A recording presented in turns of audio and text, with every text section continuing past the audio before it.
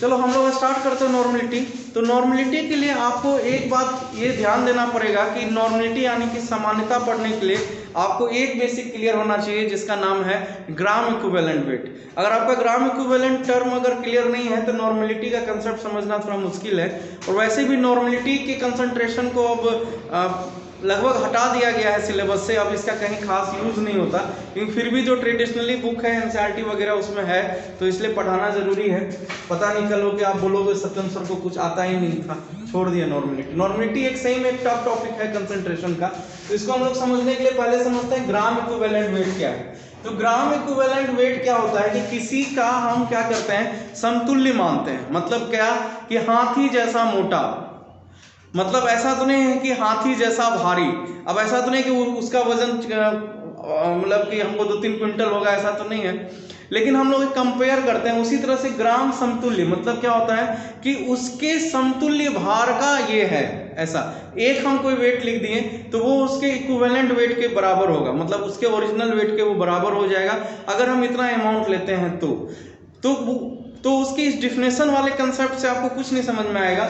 इसका हम जो न्यूमेरिकल कंसेप्ट है इसको समझाते हैं। तो ग्राम इक्विवेलेंट वेट निकालने के लिए जो फॉर्मूला है, ग्राम इक्विवेलेंट वेट को हम लोग ग्राम जीएम इक्विवेलेंट वेट इस तरह से डिनोट करते हैं हिंदी इंग्लिश दोनों में, और जिसका फॉर्मूला होता है weight in gram by equivalent weight. मतलब क्या हुआ कि वेट इन ग्राम मतलब कि ग्राम में भार, हमको जो भी भार दिया रहेगा ग्राम में भार बटा उसी का इक्विवेलेंट वेट। मतलब जैसे कहेगा कि 40 ग्राम NaOH, अब 40 ग्राम NaOH के बराबर क्या हो सकता है NaOH का, तो हम लोग क्या करते हैं 40 ग्राम को हम लोग मानते हैं वेट इन ग्राम बटा और उसका इक्विवेलेंट वेट निकालते हैं। अब सवाल यहाँ दूसरा ये राइज हुआ कि अब हम इक्विवेलेंट वेट कैसे निकालेंगे।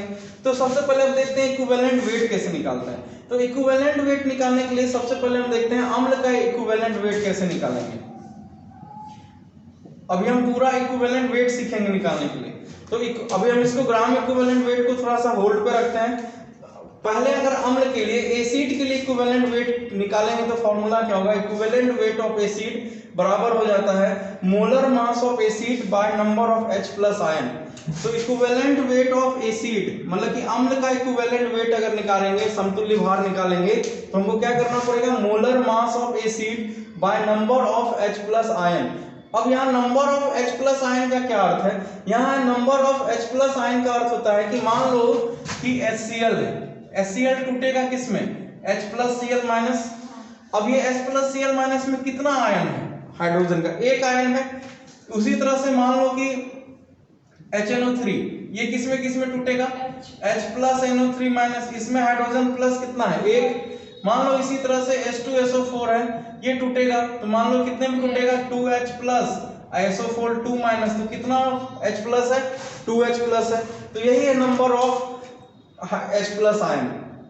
तो मोलर मास तो तुमको पता ही है, निकालने के लिए मोलर मास कैसे निकालते हैं, उस कंपाउंड में जितना एलिमेंट है उसके मास को जोड़ देते हैं, मोलर मास निकल जाता है। एक एग्जांपल से देखते हैं कि H2SO4 का इक्विवेलेंट वेट निकालेंगे तो कैसे। तो H2SO4 को अगर हम ब्रेक करते हैं तो वो टूटता है 2H प्लस और SO4 2 माइनस में। तो यहाँ हाइड्रोजन प्लस का कितना नंबर हो गया, कितना हाइड्रोजन प्लस आयन की संख्या हो गई, 2 हो गई। अब हम निकालते हैं कि H2SO4 का मोलर मास क्या होगा। तो मोलर मास यानी कि मोलर द्रव्यमान H2SO4 का कितना हो जाएगा, 1 गुना 2 प्लस 32 गुना 16 गुना 4, कितना हो गया, 98 ग्राम। मतलब क्या हो गया, हमको क्या मिल गया, 98 ग्राम हमको मोलर मास मिल गया। मतलब मोलर मास मतलब हिंदी होता है मोलर द्रव्यमान, इतना तो पता ही होगा सबको, कोई इसमें बहुत बड़का अंग्रेजी फिलोसफर का जरूरत नहीं है, स्कॉलर का। मोलर द्रव्यमान मतलब 98 ग्राम, ठीक है। तो हमको मोलर मास मिल गया कितना, 98 ग्राम। हमने H प्लस आयन भी कैलकुलेट कर लिया। अब इक्विवेलेंट वेट ऑफ H2SO4 का फॉर्मूला क्या था, H2SO4 एसिड है तो क्या है formula, molar mass of acid बटा number of H plus ion. तो मोलर मास ऑफ एसिड क्या हो गया, 98 बटा कितना H प्लस आयन है, 2, कितना निकल गया इक्विवेलेंट वेट ऑफ H2SO4, 49 मेरा निकल गया इक्विवेलेंट वेट। अभी ग्राम इक्विवेलेंट वेट नहीं निकला है। अब हम लोग निकालेंगे, एक न्यूमेरिकल है, मान लो कि इस तरह से एक क्वेश्चन आ गया कि 98 ग्राम H2SO4 दिया हुआ है, कैलकुलेट ग्राम इक्विवेलेंट वेट। मतलब H2SO4 का दिया हुआ है कितना ग्राम, कितना ग्राम दिया हुआ है, 98 ग्राम H2SO4 दिया हुआ है। तो मेरा अब हम लोग दोबारा फॉर्मूला पे आते हैं। तो फॉर्मूला मेरा क्या कर रहा है, यहाँ पढ़ो, फॉर्मूला कर रहा है कि ग्राम इक्विवेलेंट वेट बराबर वेट इन ग्राम बटा इक्विवेलेंट वेट। तो ये जो तुमको 98 ग्राम दिया हुआ है यही है तुम्हारा वेट इन ग्राम, मतलब यही तुमको भार दिया गया है, ये 98 ग्राम H2SO4। तो ये जो 98 ग्राम है यही 98 ग्राम तुम्हारा क्या हो गया, भार हो गया। ठीक है, तो ग्राम इक्विवेलेंट वेट का फॉर्मूला क्या होता है, वेट इन ग्राम बटा इक्विवेलेंट वेट। तो H2SO4 का हमने इक्विवेलेंट वेट अभी निकाला है, कितना निकला है 49। तो इक्विवेलेंट वेट मेरा कितना हो गया 49। अब वेट इन ग्राम, हमको वेट कितना दिया हुआ है 98 ग्राम, तो क्या हो जाएगा 98 बटा 49। तो ग्राम इक्विवेलेंट वेट कितना निकल गया मेरा 2। समझ में आया? फिर से एक बार समझ लो, नहीं समझ में आया थोड़ा सा रिकैप करके देखो, ये लाइव क्लास नहीं है, बार बार रिकॉर्डिंग चलाओ, समझ में आ जाएगा।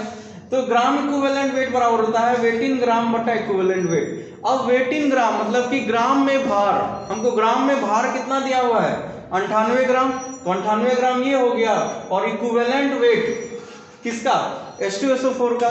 हम यहाँ सब कुछ H2SO4 का कर रहे हैं, ये वेट इन ग्राम भी किसका है H2SO4 का, इक्विवेलेंट वेट भी कितना किसका निकाल रहे हैं हम लोग H2SO4 का। तो H2SO4 का वेट इन ग्राम कितना 98 ग्राम बटा इक्विवेलेंट वेट हमने अभी अभी निकाला है कितना है 98, बटा कर तो आंसर आ जाएगा। ठीक है, अब हम इसी तरह से बेस के लिए करते हैं। अगर हम लोग क्षार के लिए करते हैं तो क्षार के लिए भी वही फॉर्मूला है, इक्विवेलेंट वेट पहले निकालना पड़ेगा, फिर उसको वेट इन ग्राम बटा इक्विवेलेंट वेट करना पड़ेगा, तो ग्राम इक्विवेलेंट वेट निकलेगा। तो इक्विवेलेंट वेट बराबर क्या हो जाएगा, मोलर मास बटा number of OH minus ion. तो मोलर मास जो उसका दिया रहा है निकालना पड़ेगा बटा OH माइनस आयन। एक क्वेश्चन करते हैं, जैसे 80 ग्राम NaOH का ग्राम इक्विवेलेंट वेट क्या होगा, क्वेश्चन है। ठीक है, तो हमको याद करो फिर से, हमको 80 ग्राम दिया हुआ है, मतलब ये हमको W दे दिया गया है, वेट इन ग्राम हमको क्या है पता है। तो 80 ग्राम NaOH का ग्राम इक्विवेलेंट वेट। अब अगर हम इसका फॉर्मूला बिठाएंगे तो ग्राम इक्विवेलेंट वेट बराबर फॉर्मूला क्या होगा, weight in gram of NaOH बटा इक्विवेलेंट वेट ऑफ NaOH। हमको फिर से इक्विवेलेंट वेट निकालना पड़ेगा। तो इक्विवेलेंट वेट निकालने के लिए हमको क्या करना पड़ेगा, फॉर्मूला लगाना पड़ेगा। तो इक्विवेलेंट वेट किसका NaOH का बराबर क्या हो जाएगा, मोलर मास बटा number of OH minus ion. NaOH किसमें टूटता है, तो Na प्लस और OH माइनस, तो कितना OH माइनस हो गया, एक OH माइनस है, तो 40। फॉर्मूला देखो, मोलर मास बटा number of OH minus ion. तो मोलर मास कितना है 40 बटा number of OH minus ion कितना होगा 1, तो बटा 1 हो गया, बराबर कितना होगा 40। ठीक है, तो gram equivalent weight of NaOH क्या होगा, वेट इन ग्राम बटा इक्विवेलेंट वेट ऑफ NaOH। ये जो 80 ग्राम है ये तुम्हारा क्या है, वेट इन ग्राम है। तो वेट इन ग्राम कितना दिया हुआ, वेट मतलब भार ग्राम में कितना दिया हुआ 80 ग्राम, 80 बटा क्या करेंगे हम लोग, यहाँ मोलर द्रव्यमान है ये, नहीं मोलर द्रव्यमान नहीं है ये है इक्विवेलेंट वेट। यहाँ फॉर्मूला में देखो ये इक्विवेलेंट वेट है, ये जो 40 है ये इक्विवेलेंट वेट है, किसका इक्विवेलेंट वेट है NaOH का। तो NaOH का इक्विवेलेंट वेट कितना निकला, ऊपर देखो 40, 80 बटा 40 कितना आ गया 2। थोड़ा सा इसको तुमको प्रैक्टिस करना पड़ेगा तभी समझ में आ जाएगा। तो बेसिकली तुम्हारा इसी 2 का होता है। ठीक है, एक सॉल्ट का भी होता है कि इक्विवेलेंट वेट कैसे निकालते हैं, लेकिन हाँ अच्छा बता दे रहे हैं कि सॉल्ट का कैसे निकालते हैं, फिर हम लोग फॉर्मूला पे आ जाएंगे क्या होता है। ठीक है, इसको आप लोग को एक बार देखना पड़ेगा, एक फॉर्मूला कॉपी में कहीं साइड में ये वाला फॉर्मूला लिखो, उसी से मिलता हुआ ये मतलब कि ये न्यूमेरिकल है, केमिस्ट्री का हो, फिजिक्स का हो, मैथ का हो, जिसका निकालना है उसको ऊपर लिखते हैं, फिर उसके जो नहीं दिया हुआ है वो कैसे निकलेगा उसको नीचे लिखते हैं, फिर सॉल्व करते हैं। ये नहीं कि मतलब इतना आसान नहीं होता है न्यूमेरिकल बनाना, किसी भी केमिस्ट्री हो, फिजिक्स हो, मैथ में भी नहीं है इतना आसान। तो थोड़ा सा लॉजिक लगाओ, उसको याद करो, फॉर्मूला को बार बार वीडियो देखो, समझ में आ जाएगा। ठीक है, अब हम एक सॉल्ट का बता देते हैं कि सॉल्ट का कैसे निकालते हैं।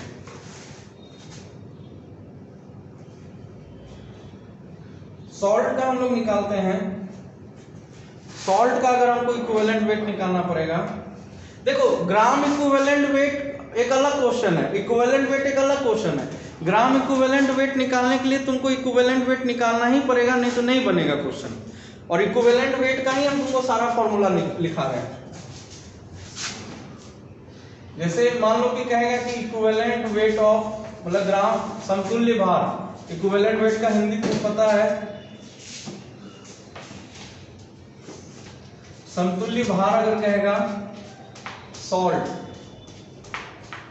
यानी कि लवण का कैसे निकालते हैं, इसका फॉर्मूला होता है इक्विवेलेंट वेट बराबर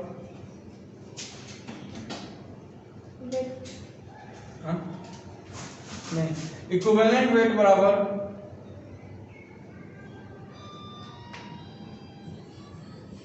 मोलर द्रव्यमान बटा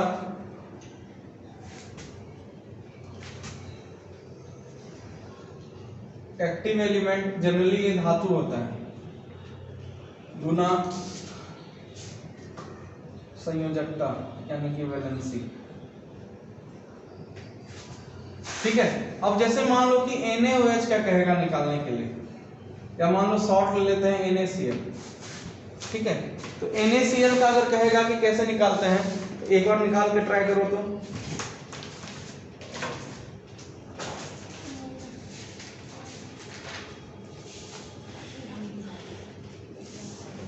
बन गया। NaCl का कहेगा कैसे निकालेंगे, पहले तो NaCl का calculate equivalent weight of NaCl। सबसे पहले फॉर्मूला पे डालो इसका मोलर मास, तो मोलर मास कैसे निकालेंगे, यानी कि मोलर द्रव्यमान कैसे निकालेंगे, कितना हो जाएगा 23 प्लस 35.5 कितना होता है, जोड़ के बताओ 58.5। ये तो मोलर मास निकल गया। अब यहाँ धातु कौन है, यहां तुम लिख सकते हो एक्टिव एलिमेंट की संख्या। यहां पे धातु कौन है, सोडियम है, एक्टिव एलिमेंट इसी को बोलते हैं। कितना सोडियम है, एक सोडियम है। चलो फॉर्मूला पे डालते हैं, इक्विवेलेंट वेट ऑफ NaCl बराबर क्या हो जाएगा, Na कितना है, सॉरी अब मोलर मास कितना है 58.5 बटा Na कितना है 1, तो लिखेंगे 1 गुना, अब सोडियम का वैलेंसी कितना होता है 1, अरे सोडियम का संयोजकता कितना होता है +1 होता है ना, तो 1 हो गया, आंसर आ जाएगा 58.5। अगर मान लो इसी तरह से दूसरा एग्जांपल लेते हैं, Na2CO3 का निकालना है इक्विवेलेंट वेट, क्या होगा, क्या हो जाएगा, सबसे पहले मोलर मास निकालेंगे, Na2CO3 कितना हो जाएगा 23 गुना 2 प्लस 12 प्लस 16 गुना 4 कितना हो गया 56 प्लस 12 प्लस 64 कितना 106 आ गया। चलो अब फॉर्मूला पे डाल देते हैं, इक्विवेलेंट वेट बराबर कितना होता है, मोलर मास कितना है 106 बटा एक्टिव एलिमेंट, इसमें कितना है, एक्टिव एलिमेंट कौन है, इसमें सोडियम है, कितना एक्टिव एलिमेंट है, कितना धातु है सोडियम का 2, तो 2 गुना संयोजकता सोडियम का कितना होता है 1, कितना हो जाएगा 53।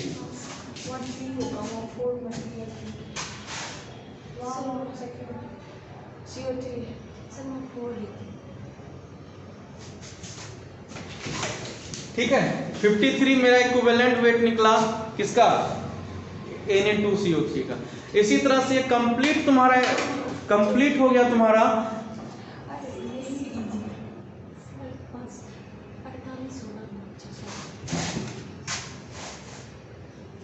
अच्छा, इतना छोटा बहुत गणित बच्चा लोग समझ जाएगा कि सत्यम सर मैथ का टीचर होते अगर इतना अच्छा गणित होता। ठीक है, समझ गए। अब हम लोग आते हैं अपने टॉपिक पर। ये हो गया तुम्हारा 11th का बेसिक। अभी तुम्हारा 12th में नॉर्मलिटी नहीं पढ़ाया है, अब नॉर्मलिटी पढ़ाएंगे। बाबू केमिस्ट्री का न्यूमेरिकल है, उसमें भी फिजिकल का। अच्छा टीचर हाथ धो लेता है, अच्छा बच्चा छोड़ देता है। अरे सर हम शाम में नहीं आएंगे। चलो नॉर्मलिटी का फॉर्मूला क्या होता है, इसको पहले डेफिनेशन लिख लो। डेफिनेशन का वैसे कोई जरूरत होता नहीं है, एग्जाम में कोई पूछता नहीं है। क्या होता है इसको समझ लो।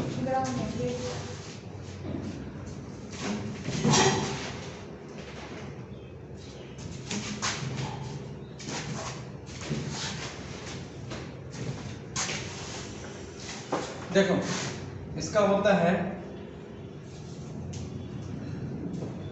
ग्राम equivalent weight of solute dissolve in 1 litre और 1000 मिलीलीटर ऑफ सॉल्यूशन। फिर हम बता रहे हैं ये देखने का नजरिया है कि तुम विलियन को कितने रूप में देख पा रहे हो, ठीक है। हम फिर से 1 लीटर सॉल्यूशन में मिलाया, तुम ये मत कर देना कि सर ये तो मोलरिटी, ये क्या होता है मोलरिटी में ऐसा होता था मोलरता में। तो ये देखने का नजरिया है, वहां पे हम विलय का मोल को मिलाते थे 1 लीटर के सॉल्यूशन में, यहाँ पर उसका ग्राम इक्विवेलेंट वेट देख रहे हैं 1 लीटर के सॉल्यूशन। चीज वही है, आइटम वही है, सॉल्यूशन वही है, बस देखने का नजरिया अलग अलग है, ठीक है। ये कंसेप्ट कहीं नहीं लिखा हुआ मिलेगा कि देखने का नजरिया है ये चीज। 1 लीटर या 1000 मिलीलीटर विलियन में घुले विलय का ग्राम समतुल्य भार, मतलब ग्राम इक्विवेलेंट वेट। फॉर्मूला होता है इसका, इसको सूचित करते हैं, डिनोट क्या आता है नॉर्मलिटी को कैपिटल एन से, ठीक है। सामान्यता को हम किससे सूचित करते हैं, कैपिटल एन से। स्मॉल एन से मत कर देना, स्मॉल एन से कर दोगे तो हो जाएगा मोल, ठीक है, कैपिटल एन से। तो एन बराबर क्या हो जाएगा, gram equivalent weight of solute, यानी कि विलय बटा विलियन का वॉल्यूम ऑफ सॉल्यूशन, मतलब क्या हो गया, विलियन का आयतन।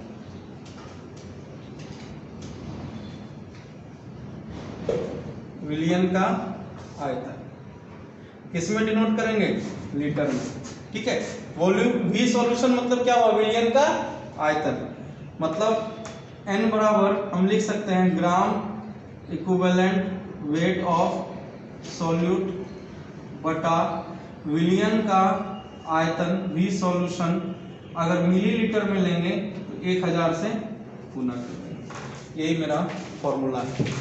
अब तुमको अब देखने में लग रहा है कि ग्राम इक्विवेलेंट वेट ऑफ सॉल्यूट है बस, लेकिन ग्राम इक्विवेलेंट वेट को निकालने के लिए तुमको थोड़ा सा मेहनत करना पड़ेगा। पहले इक्विवेलेंट वेट निकालना पड़ेगा, फिर जितना वेट उसका दिया हुआ है उससे भागा देना पड़ेगा, तब जाके मिलेगा तुमको ग्राम इक्विवेलेंट वेट, ठीक है। तो ये न्यूमेरिकल अपने आप में एक तगड़ा रहता है, लेकिन आज तक कभी पूछा नहीं गया है बोर्ड एग्जाम में, ठीक है, इसलिए घबराओ नहीं। ऑब्जेक्टिव सब आ सकता है, इसमें कुछ कुछ ऑब्जेक्टिव आता है कि अगर तुम्हारा, अच्छा ये तुम्हारा टेम्परेचर पर डिपेंड करेगा या नहीं करेगा, करेगा। अच्छा इसका एक न्यूमेरिकल करते हैं, ये करेगा या नहीं करेगा, टेम्परेचर पर डिपेंड करेगा। ये टेम्परेचर पर डिपेंड करेगा क्योंकि वॉल्यूम है, और वॉल्यूम जो होता है वो टेम्परेचर पर डिपेंड करता है, ठीक है। मतलब क्या होता है कि नॉर्मलिटी क्या है, टेम्परेचर डिपेंडेंट होता है, डिपेंडेंट, ठीक है, मतलब ताप पर निर्भर करता है।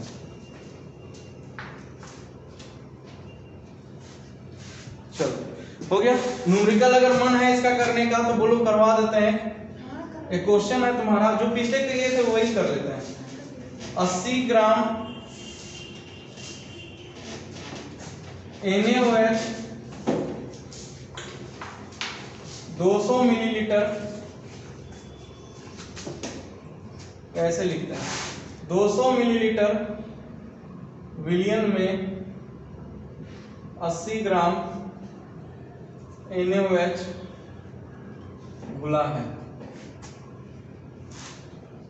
सामान्यता क्या है, क्या हुआ, मतलब क्या हुआ कि 80 ग्राम NaOH dissolve in 200 ml of solution. Calculate normality. चलो नॉर्मलिटी करना है. क्या होगा?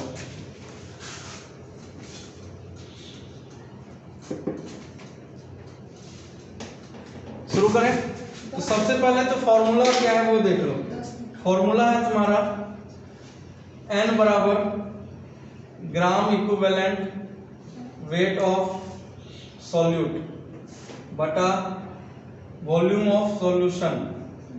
मिलीलीटर में है, 1000 से गुना करेंगे. सॉल्यूट यहाँ कौन है तुम्हारा? NaOH. ठीक है. नॉर्मलिटी किसका निकालना है? NaOH का. वॉल्यूम कितने का है? 2. चलो पहले लिख लेते हैं. चलो गिवन लिख लेते हैं पहले. अब देखो, अब न्यूमेरिकल के लिए क्या करना होता है, सबसे पहले फॉर्मूला लिख दिए. अब इसमें देखो कि क्या क्या तुमको नहीं पता है. जैसे ग्राम इक्विवेलेंट वेट नहीं पता हमको. उसके बाद V सॉल्यूशन पता है, तो सबसे पहले लिख देते हैं आंसर में V सॉल्यूशन कितना होता है, कितना दिया हुआ है 200 ml. चलो ठीक है. V सॉल्यूशन में मिलीलीटर में, इसलिए यहाँ 1000 से गुना भी किए हैं. चलो आगे बढ़ते हैं. अब हमको निकालना है ग्राम इक्विवेलेंट वेट. तो gram equivalent weight of NaOH यानी कि सॉल्यूट का क्या हो जाएगा? वेट बाय वेट किस में? ग्राम में बटा इक्विवेलेंट वेट किसका? NaOH में. ठीक है. अब कुछ नहीं करना है. हम पिछले जस्ट इसी वीडियो में देखो पीछे करके इक्विवेलेंट वेट NaOH का निकाले हुए हैं. तो कैसे निकालेंगे? इक्विवेलेंट वेट NaOH का हम निकाले थे. मेरा कितना आया था? 40. ठीक है.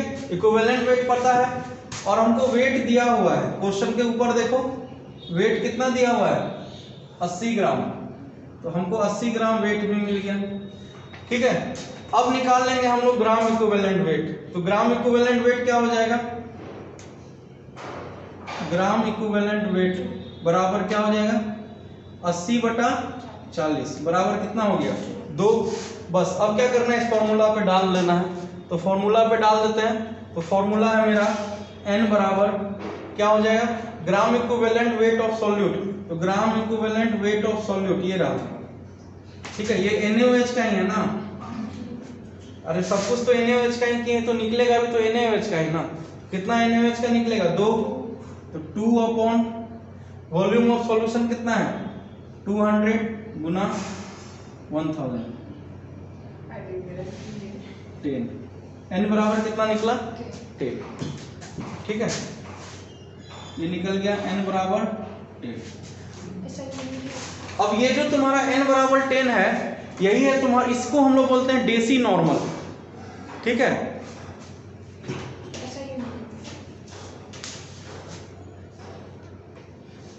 ऐसा यूनिट लगा दो ना, मोल पर केजी होता है. ठीक है. ये निकला तुम्हारा इक्विवेलेंट वेट. एक बार फिर से समझा दे रहे हैं कैसे निकला. क्वेश्चन है 200 ml मिलियन में 80 ग्राम NaOH घुला है, सामान्यता क्या होगी? तो सामान्यता निकालने का फॉर्मूला है ग्राम equivalent weight of solute by volume of solution.